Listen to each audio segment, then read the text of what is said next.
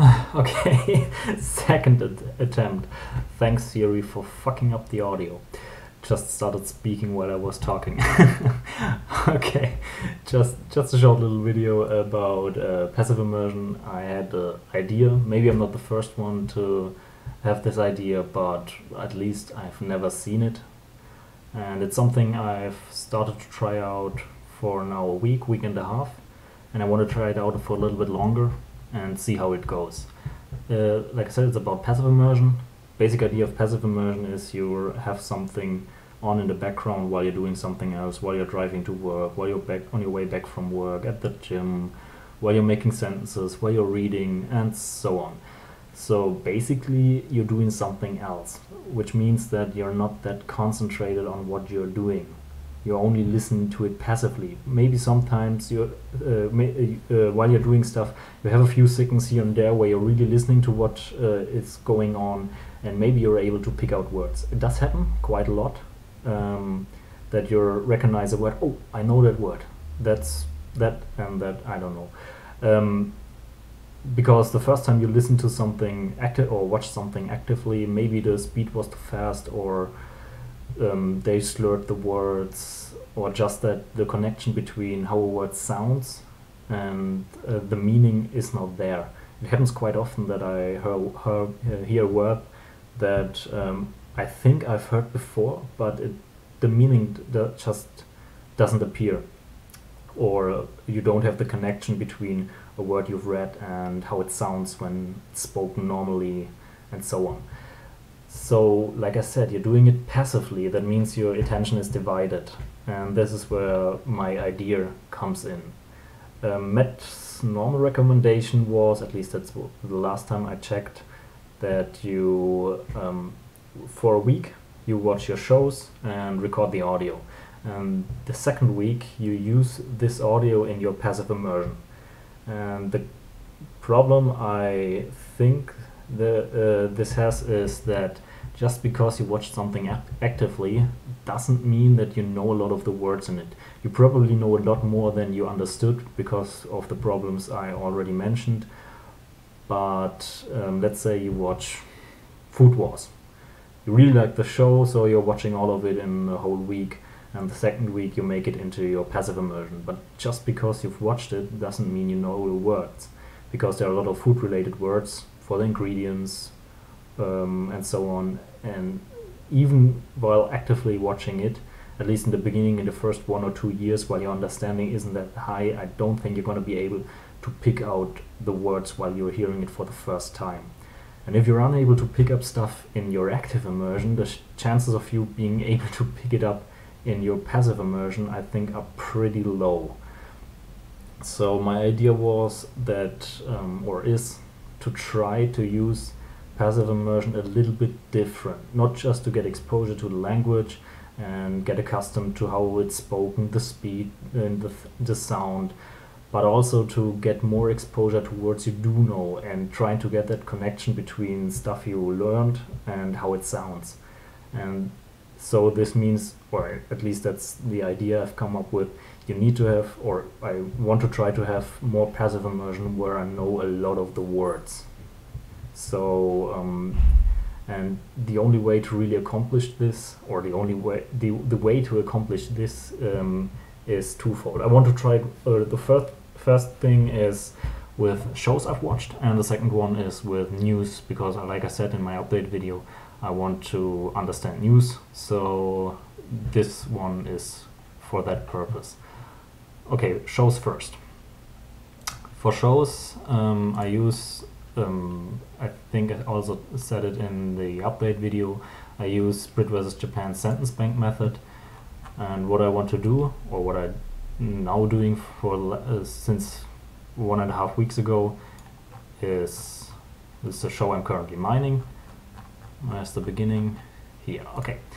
After I made sentence cards out of it with subs to SRS, I go through all the cards I made, like this, and look for sentences that are n+1. All the sentences I already do understand, I delete. If I don't understand the sentences, I just leave it and continue. So basically, if there's one like this right here, where you directly understand what it means, I can delete it And like, I didn't delete it, wait 1 second. Yeah, like this. So I delete the sentence, and if I mind the sentence, I also delete the card afterwards. So after I went through a whole show, I should be left with only a few sentences, or depending on my stage in the process, maybe a few more. And of those sentences, most of them are probably related to grammar, or that you're not yet that you don't understand the nuances of a word or stuff like that. But you mind the show, so the amount of words you should know, or you do know, is a lot higher, at least in theory. It doesn't mean that you understand them when they're spoken, but you know them.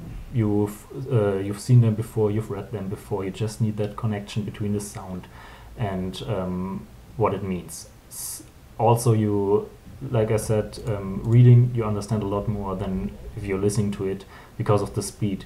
The complexity of the sentences you can understand while reading is a lot higher than the complexity of the sentences you can understand while they are spoken, just because of the speed.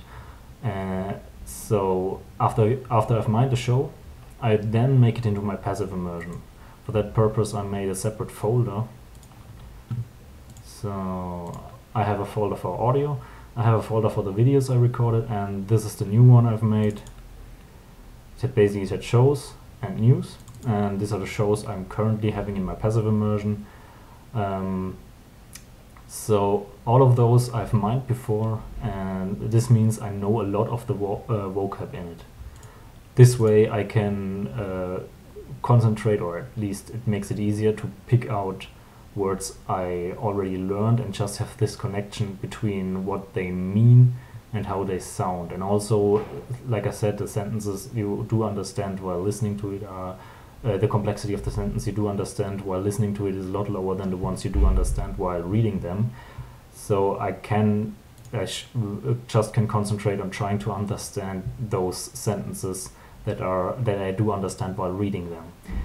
And the second one is news. I have only one currently because I started only with news. I only started a few days ago, at least 2 days ago.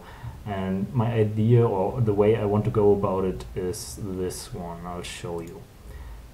I talked about it shortly in my update video, that I use a program called Evernote to to save all the articles I've read.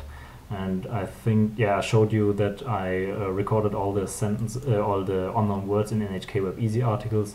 So basically, those are the articles I've read.